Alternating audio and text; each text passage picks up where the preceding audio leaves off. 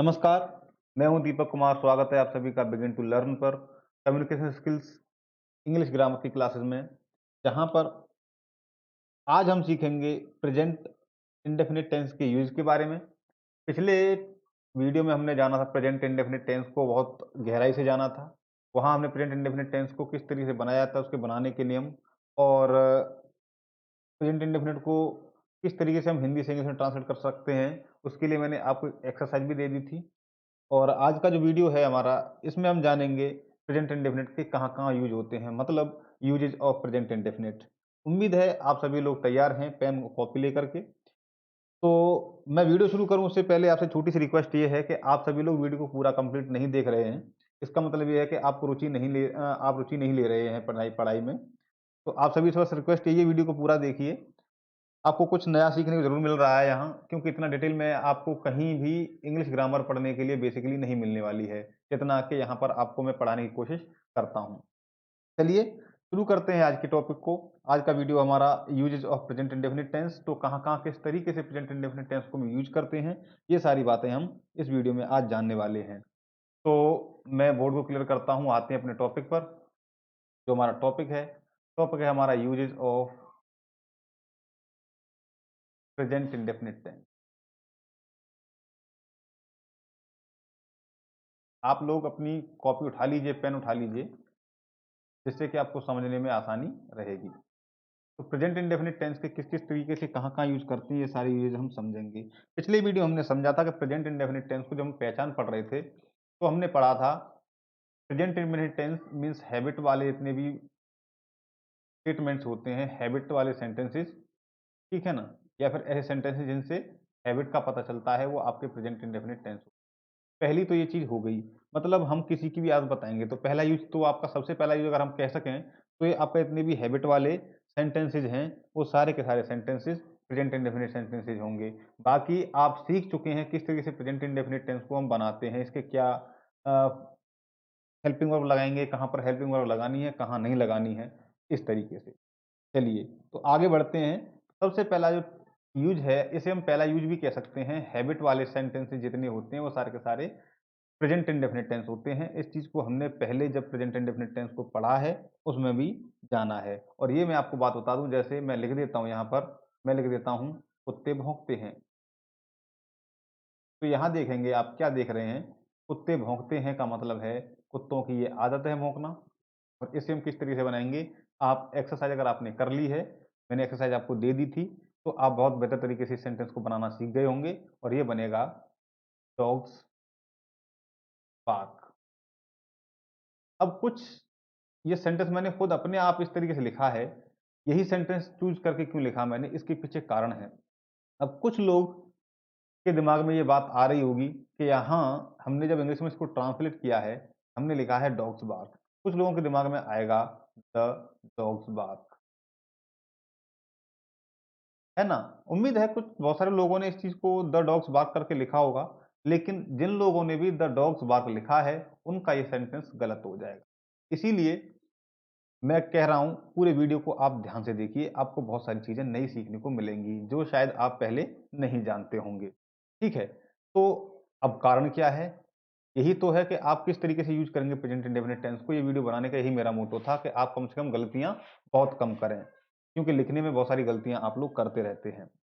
चलिए, तो यहाँ देखिए, आप देखेंगे डॉग्स बार्क और द डॉग्स बार्क, इसमें फ़र्क क्या है? इसमें फ़र्क ये है कि यहाँ हम इसका एक नियम है, और वो रूल क्या है हमारा, उस रूल की अगर बात करेंगे, तो रूल ये है, जब भी आपका कोई भी कॉमन नाउन आएगा, ठीक है ना?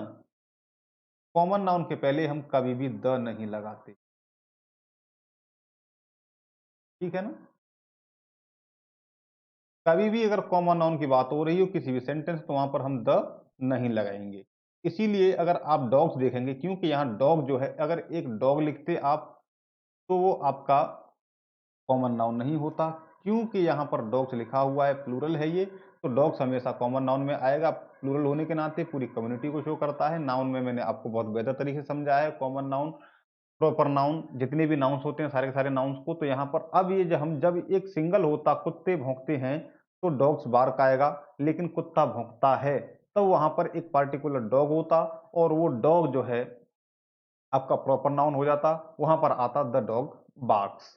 ठीक है, इतनी सी बात समझ में आपके आ गई है। यहां भी देखेंगे आप डॉग्स जब आपका प्लूरल है तो वहां हमने वर्ब में कोई भी एस या ईएस नहीं लगाया है। देख रहे हैं आप, देख सकते हैं आसानी से। लेकिन जैसे ही हम इसे सिंगुलर कर देंगे, मैं यहां लिख दूंगा इसे कुत्ता भौंकता है। जैसे ही मैं इसे सिंगुलर करता हूं, कुत्ता भौंकता है, तब क्या होगा? अब ये सिंगुलर हो गया है, ऊपर से आपका जो नाउन था वो आपका प्रॉपर हो गया है। अब हो जाएगा ये डॉग बार्क्स, और डॉग के आगे हम लगाएंगे, ठीक है, द डॉग बार्क्स। अब हमने देखा सिंगुलर नाउन होते ही, यहाँ पर सब्जेक्ट सिंगुलर होते ही हमने वर्ब के साथ में एस लगा दिया है, क्योंकि आपका नाउन जो है अब हो गया है प्रॉपर, तो इसके आगे हम द लगाएंगे उसे डिफरेंशिएट करने के लिए। इतनी सी बात आपकी समझ में आ गई होगी।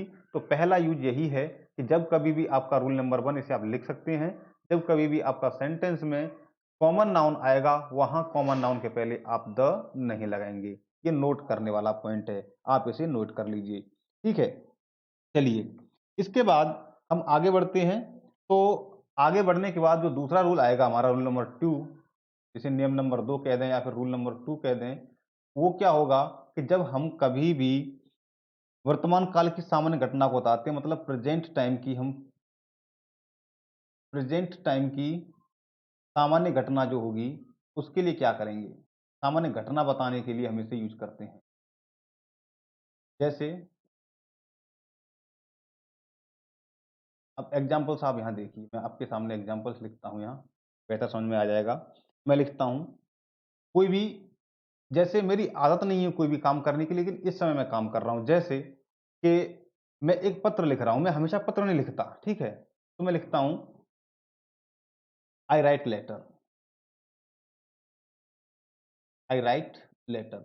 अब यहाँ क्या है, इसे दो तरीके से जाना जाता है। इसे जाना जाएगा क्योंकि हम आई को प्लूरल मानते हैं, तो हमेशा हम क्या समझेंगे कि हमने प्लूरल, इसकी वजह से यहाँ देखेंगे आप पूरा सेंटेंस स्ट्रक्चर आपका आई राइट लेटर, यहाँ आई से ईएस नहीं लगा है। इसके पीछे की बातें सारी की सारी मैंने पिछली वीडियोज में, जिनका लिंक मैंने डिस्क्रिप्शन में दे दिया है, वहाँ आपको सारी की सारी मिल जाएंगी, जा करके देख लेना। तो अगर फिर भी ये समझ में नहीं आता है तो कॉमेंट सेक्शन में मुझे कॉमेंट करके पूछ लेना, सारी बात मैं आपको डिस्क्राइब कर दूंगा। और जिस प्रकार की समस्या आपको, अगर कोई भी समस्या आती है तो उसका भी मैं सॉल्यूशन आपको यहाँ दूंगा। चलिए देखते हैं अब यहाँ आई राइट लेट का मतलब, इसे हम हिंदी में दो तरीके से लिख सकते हैं। एक तो मैं इसे लिख सकता हूं, मैं पत्र लिख रहा हूं, ठीक है, मैं पत्र लिख रहा हूं। दूसरा, मैं पत्र लिखता हूं। दोनों ही तरीके से इसे हम देख सकते हैं। अब कंडीशन क्या है, वो डिपेंड करती है कंडीशन के ऊपर, कि आप डेली पत्र लिखते हैं तब तो आप इसे कह देंगे मैं पत्र लिखता हूँ, रोज का मेरा काम है। लेकिन इस समय कि अभी आप फिलहाल, मैं जैसे पूछता हूँ, उदाहरण लीजिए कि अभी आप फिलहाल क्या करते हैं, मैं, मेरा काम दूसरा था लेकिन अब घर में बैठा हूँ, ये कर रहा हूँ, अभी आप क्या कर रहे हैं कि सर मैं पत्र लिख रहा हूँ, मतलब आई राइट लेटर। मैं पत्र लिख रहा हूँ का मतलब इन दोनों में पत्र लिख रहा हूँ, आई राइट लेटर, ठीक है ना।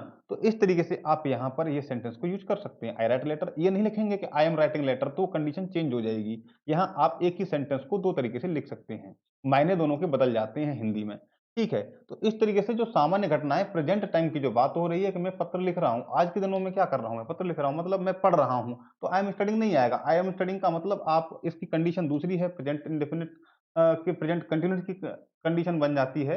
इसको मैं अगले वाले सेंटेंस, अगले जो लेक्चर आएगा, अगला लेक्चर मैं पास्ट इंडेफिनिट के लिए बनाने वाला हूं। जब प्रेजेंट कंटिन्यूस पढ़ेंगे तब हम इस चीज को पढ़ेंगे, ठीक है ना।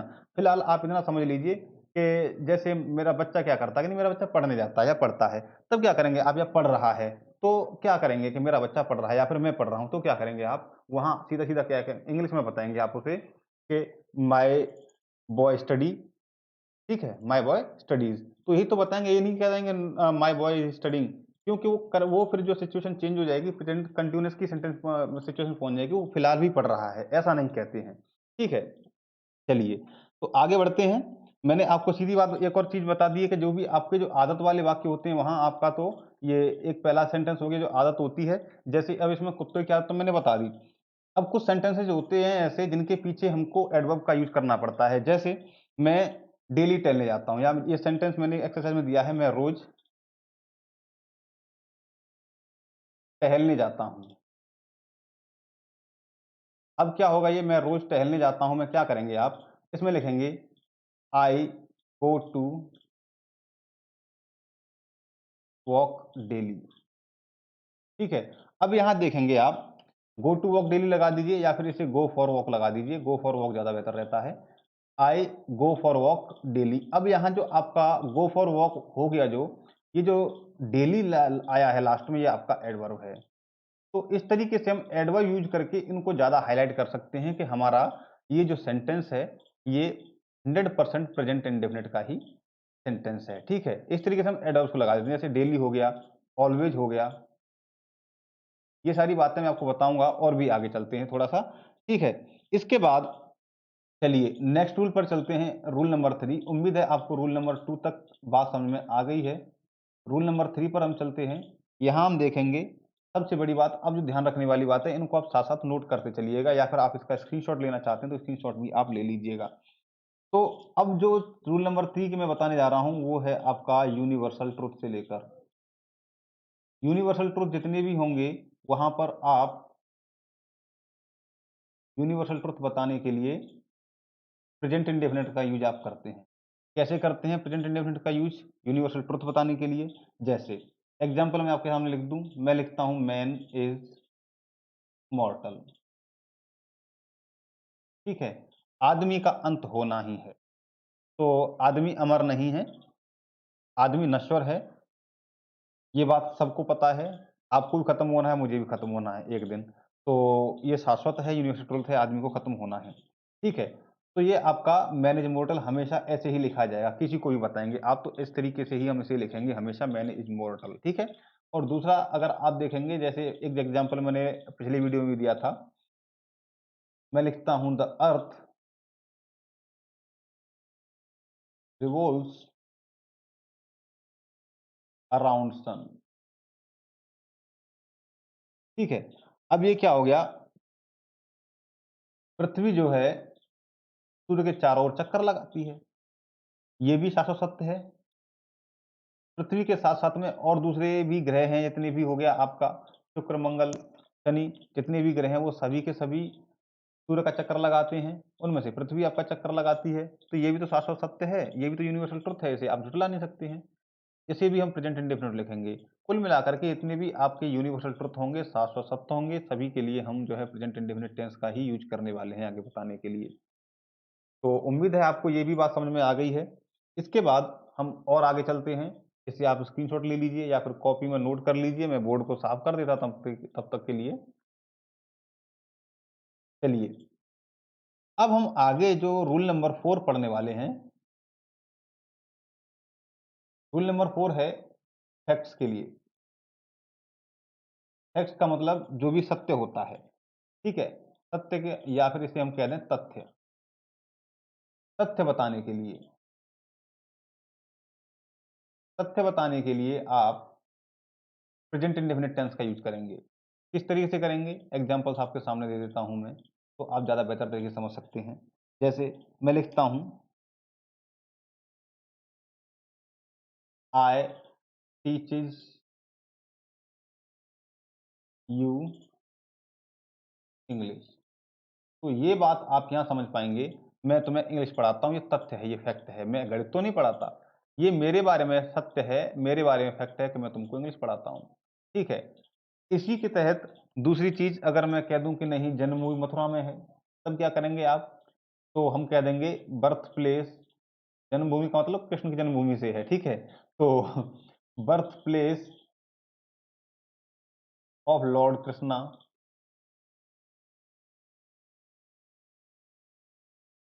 इज मथुरा।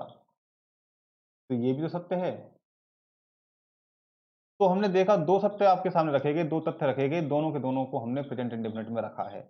उम्मीद है आप ये बात भी समझ गए होंगे, और भी सारे सत्य या फिर तथ्य जो आपसे संबंधित हैं, मुझसे संबंधित है या अन्य किसी से संबंधित हैं, उन सभी तथ्यों को बताने के लिए आप हमेशा प्रेजेंट इंडेफिनिट टेंस का ही यूज करेंगे, किसी दूसरे टेंस का यूज नहीं करेंगे। ठीक है, इसके आगे और बढ़ते हैं।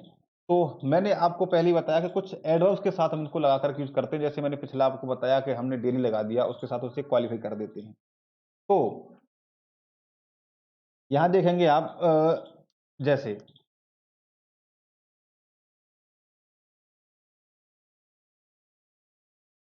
मैं लिखता हूँ रूल नंबर 5 लिख दें इसे, या फिर इसे रूल नंबर 5 नहीं भी कह सकते, कोई दिक्कत नहीं है।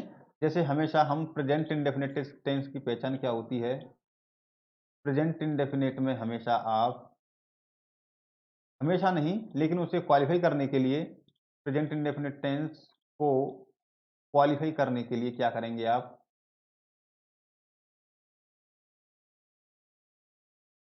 एडवर्ब का यूज करेंगे। जैसे कौन सी होती हैं, मैंने आपको बताया डेली, ठीक है, ऑलवेज, और ओफन, नेवर, एवरी डे,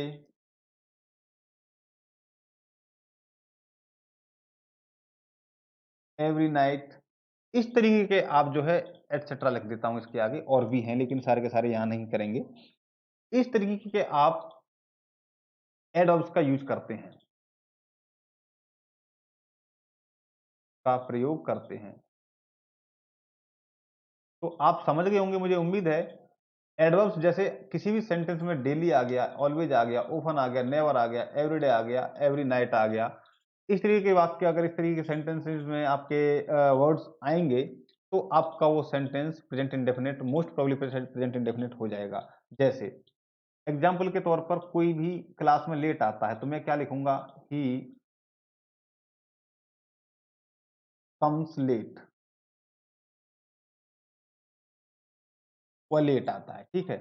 लेकिन अब ये क्या है, यहां इसे क्वालिफाई नहीं कर पाए हम कहेंगे इसकी तो आदत ही है, इसे और क्वालिफाई करने के लिए इसकी तो आदत है, ये रोज लेट आता है। अब क्या करेंगे हम, यहां लिख देंगे ही कम्स लेट डेली। अब देखेंगे नहीं इसकी तो रोज की आदत, इसकी आदत खराब है, ये रोज लेट आता है, इसकी तो आदत बहुत खराब है इसकी, ये रोज लेट आता है, इस तरीके से। या फिर हम किसी की अच्छी आदत बता दें, जैसे ही टेल्स अ लाई, वो झूठ बोलती है। या फिर हम ये अच्छी आदत कहाँ से आ गई, ये गलत आदत बता रहा हूँ मैं। अच्छी आदत के लिए सेम थोड़ा सा और ज्यादा थोड़ा सा मॉडिफाई करेंगे, करेक्ट करेंगे इसे, कि यहाँ नेवर लगा देते हैं, नेवर टेल्स अ लाई, वो कभी झूठ नहीं बोलती है, ठीक है, वो कभी झूठ नहीं बोलती है। तब क्या होगा, उसकी अच्छी आदत हो गई, यहाँ हमने नेवर का यूज किया है, ठीक है। एक ये हो गया, इसी का दूसरा रूप करेंगे, she does not tell a lie, वो झूठ नहीं बोलती है। तब क्या होगा, यहां देखेंगे इसमें क्वालिफाई नहीं हो रहा है, उसके बाद बता रहा, लेकिन वो कभी झूठ नहीं बोलती, इसे हमने और क्वालिफाई कर दिया। ये जो एड और नेवर का हमने यूज किया है, इस सेंटेंस को ये क्वालिफाई कर रहा है। उम्मीद है आपकी समझ में ये बात भी आ गई होगी, ठीक है। दूसरी चीज इसके बाद जो बहुत ज्यादा जरूरी है समझने के लिए, हमारा अगला रूल बहुत ज्यादा जरूरी है समझने के लिए, इसे जरा गौर से और ध्यान से देखना। रूल नंबर 6 इसे हम कह सकते हैं, ठीक है। और है ही ये रूल नंबर 6 कह दें, जरूरी नहीं है कि आप ऐसे हमेशा रूल नंबर 6 ही कहें, आपके हिसाब से वो पैटर्न में चेंज भी हो सकता है। तो जब भी आप हिस्टोरिकल इवेंट्स को बताएंगे, ठीक है ना, हिस्टोरिकल इवेंट्स बताने के लिए, हिस्टोरिकल इवेंट्स बताने के लिए आप क्या करेंगे, हमेशा प्रेजेंट इंडेफिनिट टेंस को लिए प्रेजेंट इंडेफिनिट टेंस का ही यूज करेंगे। जैसे एग्जांपल मैं आपके सामने लिखता हूँ, बेशक वो हिस्टोरिकल हिस्ट्री में है, वो बेशक हिस्ट्री है, लेकिन वो है तो सत्य, जो घटा है उसे बताने के लिए, जैसे हम यहाँ फैक्ट्स को, सत्य को, तथ्य को बताने के लिए प्रेजेंट इंडेफिनिट का यूज कर रहे थे, ऐसे ही हिस्ट्री के जितने फैक्ट्स होंगे उनको बताने के लिए भी हम प्रेजेंट इंडेफिनिट का यूज करते हैं। जैसे मैं लिखता हूँ यहाँ एग्जाम्पल, अकबर अटैक्स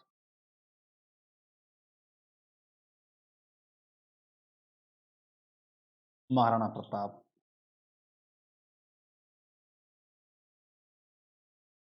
ठीक है ना। अगर सर अभी तो जिंदा नहीं है वो, फिर क्या करेंगे, हमने प्रेजेंट इंडेफिनिट क्यों लिखा है इसे फिर, Akbar attacks Maharana Pratap and defeats him, Akbar ने महाराणा प्रताप के ऊपर अटैक किया और उन्हें हराया, ठीक है। तो यहां देखेंगे आप, जो ये सारी की सारी ये जो घटना है, ये घटना आपकी हिस्ट्री की है। अब ना तो अकबर है ना महाराणा प्रताप है, लेकिन हमने इसे प्रेजेंट इंडेफिनिट लिखा है, क्यों? क्योंकि एक सत्य है, शाश्वत सत्य है, इतिहास की ये घटना है और ये बिल्कुल सत्य घटना है। इसलिए हमने इस घटना को बताने के लिए प्रेज़ेंट इंडेफ़िनिट टेंस में लिखा है, ऐसे हिस्ट्री में नहीं लिखेंगे या फिर प्रेज़ेंट पास्ट इंडेफ़िनिट टेंस में नहीं लिखेंगे। ठीक है? प्रेज़ेंट इंडेफ़िनिट टेंस में इस तरीके से हम लिख सकते हैं। चलिए, इसके आगे हम जो लास्ट यूज़ है इसका, इसे बताते हैं आपके लिए और इसे थोड़ा-सा गौर से और थोड़ा-सा आपके दिमाग पर थोड़ा ज़्यादा जोर डालना पड़ेगा, क्योंकि थोड़ा-सा ये ट्रिकी हो सकता है आपके लिए। तो समझते हैं इसे रूल नंबर लास्ट 7। अभी नीचे जगह नहीं है तो आप इसका स्क्रीनशॉट ले लीजिए या फिर इसे अपनी कॉपी में नोट कर लीजिए, जिससे कि मैं अगला लास्ट रूल आपको बता सकूँ। उम्मीद है आपने स्क्रीनशॉट ले लिया। अरे वाह! बहुत अच्छी बात आपने ले लिया स्क्रीनशॉट। चलिए, मैं इसे क्लियर कर देता हूँ अब। अब जो हमारा लास्ट रूल है, रूल नंबर 7 कह दें इसे, ये क्या कहता है कि हम आने वाले फ्यूचर की जो प्लानिंग करते हैं, ठीक है? उसे भी हम प्रेज़ेंट इंडेफ़िनिट टेंस से व्यक्त करते हैं। जैसे मैं कल अ, मैं कल कुंभ मेला, अब कुंभ चल रहा था अभी कुछ दिन पहले, तो मैं कल कुंभ मेला, ऐसे हम ये मान के चल लेते हैं अभी भी कुंभ चल रहा है, तो मैं कल कुंभ देखने जा रहा हूँ, ठीक है? तो क्या कहेंगे या फिर हम कल कुंभ देखने जा रहे हैं, तो हम यहाँ लिख सकते हैं, जब भी आप भविष्य की बातों को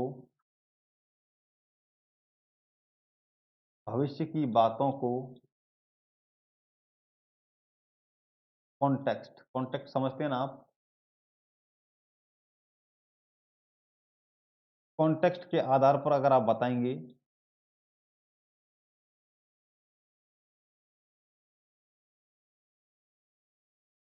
तब आप प्रेज़ेंट इंडेफ़िनिट टेंस का यूज़ करेंगे, ठीक है? एग्ज़ाम्पल देख लेते हैं, जैसे मैं लिखता हूँ,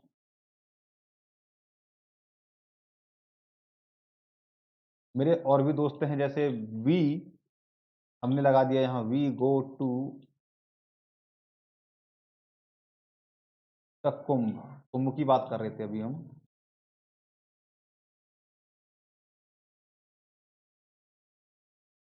नेक्स्ट वीक, कि हम अगले हफ्ते चलते हैं कुंभ मेला देखने के लिए, ठीक है ना? प्लानिंग करते हैं ना, हम अगले हफ्ते चलते हैं, तो हम उसके लिए क्या करेंगे, प्रेज़ेंट इंडेफ़िनिट टेंस का ही यूज़ करेंगे।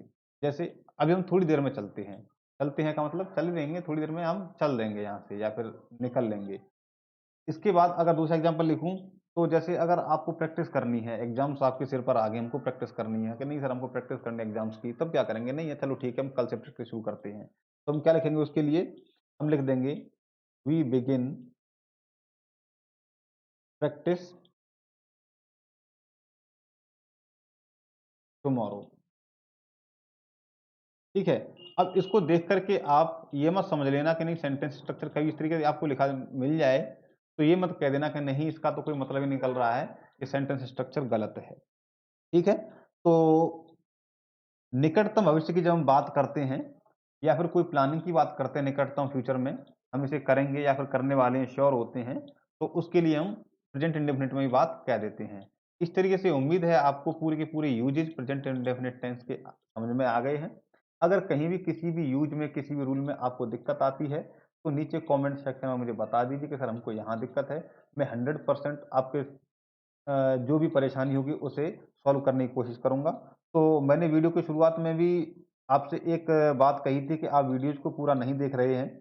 तो उम्मीद मैं यही करता हूँ और रिक्वेस्ट भी यही करता हूँ कि आप वीडियो को पूरा देखिए, तब तो आपकी समझ में कुछ बात आएगी और ये ज़रूरी नहीं है क्योंकि ये कि नहीं कम्युनिकेशन स्किल्स का या फिर इंग्लिश ग्रामर का ही वीडियो है, तो केवल इंग्लिश ग्रामर के लिए बच्चे देखेंगे और कोई भी इसे नहीं देख सकता है। तो जो भी बच्चे देखने के लिए या फिर जो भी इंग्लिश सीखने के इच्छुक हैं, क्योंकि पब्लिक वीडियो है, इसे कोई भी देख सकता है, हर किसी के लिए है। बाकी मैं इसे स्पेशली जो सब्जेक्ट वाइज़ जो बच्चे हैं उनके लिए तो इसे भेजूँगा ही भेजूँगा। बाकी दो सभी के जिन्होंने भी चैनल को सब्सक्राइब कर रखा है, उनके पास नोटिफ़िकेशन पहुँच जाएगा और वो भी इंग्लिश सीख सकते हैं। कोई समस्या वाली बात नहीं है। इंजीनियर आप बनने वाले हैं, तो आप ज़रूर इंग्लिश सीखिए। ठीक है? अगली बात जो मैं ये कह रहा हूँ कि आप गूगल क्लासरूम में आकर के कम से कम अपनी अटेंडेंस दर्ज करवा दीजिए। गूगल क्लासरूम में आप अटेंडेंस दर्ज नहीं करवा रहे हैं, तो ये गलत बात है और वीडियो को 100% देखिए, आपकी अटेंडेंस बहुत ज़्यादा मायने रखती है आपके प्रमोशन के लिए। ये बात मैं आपसे कह देता हूँ। फिर बाद में मैसेजेस आते हैं, कभी किसी का स्कॉलरशिप रुक गया, कभी कुछ हो गया इस तरीके के। तो ऐसी घटनाएँ सामने ना आएँ, इस वर्ष कम से कम उस चीज़ का आप अपने आप को सिक्योर या सेफ कर लीजिए।